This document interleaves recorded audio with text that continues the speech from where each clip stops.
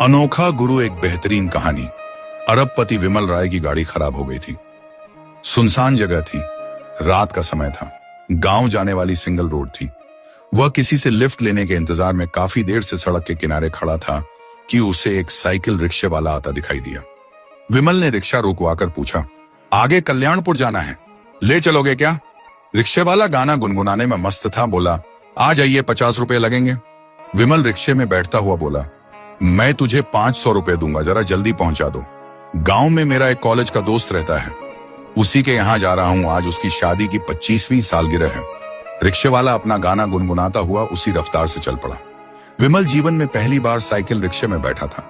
500 रुपए का लालच देने के बाद भी रिक्शे वाला गाना गुनगुनाते हुए मस्ती में धीरे धीरे चल रहा था। विमल सोच रहा था, ये कैसा आदमी है, पूरे दिन में भी 500 रुपए नहीं कमाता होगा, आज इसे एक साथ इतने पैसे मिल रहे हैं, फिर भी चेहरे पर कोई खुशी नहीं झलक रही।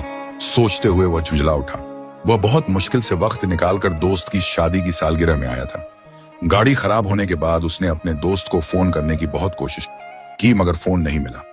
अगर मिल जाता तो वह दोस्त से कोई साधन मंगा लेता।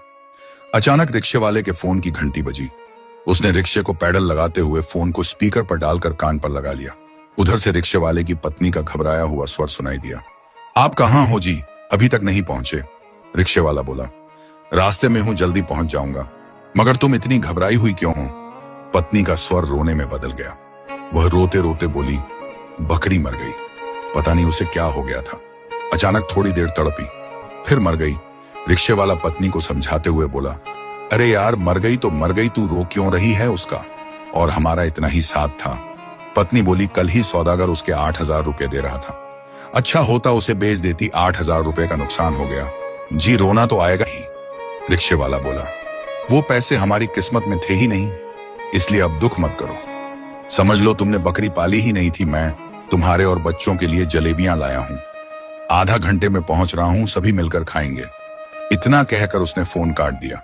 फिर गाना गुनगुनाता हुआ रिक्शे के पैडल लगाने लगा। विमल राय को बड़ा आश्चर्य हुआ।